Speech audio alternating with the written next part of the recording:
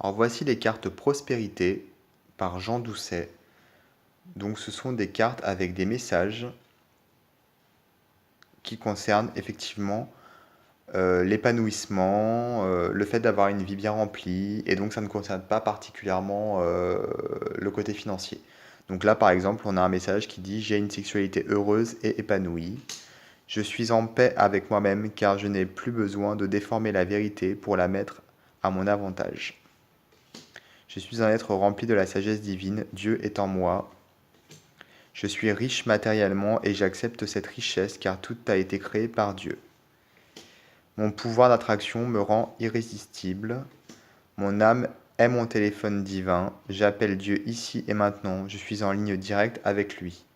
Donc Dieu, hein, c'est pas forcément, j'allais dire, c'est pas forcément le Dieu des chrétiens, mais bon, après, quand on voit que il cite ici un passage de la Bible, bon, c'est un petit peu plus compliqué, ouais. C'est quand même assez branché, effectivement, chrétienté. Mais bon, on peut passer outre, et les enseignements de la Bible ne sont pas forcément toujours voilà, restreints, ou au contraire. Il y a pas mal d'enseignements qui sont assez beaux finalement.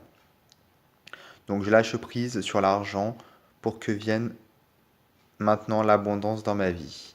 J'ai une santé parfaite et éclatante. Donc ce sont des messages, voilà, positifs qui ne concernent pas que l'argent, qui concernent finalement la prospérité d'une manière générale dans la vie.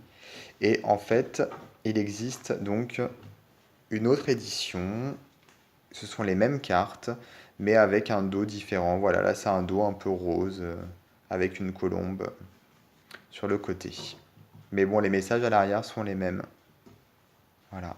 Donc on peut s'en servir, par exemple, on tire une carte par jour, on essaie de comprendre si c'est un message que la carte veut nous faire passer vis-à-vis de notre expérience personnelle, ou bien on peut également tirer une carte et méditer sur l'enseignement que la carte nous apporte, tout simplement.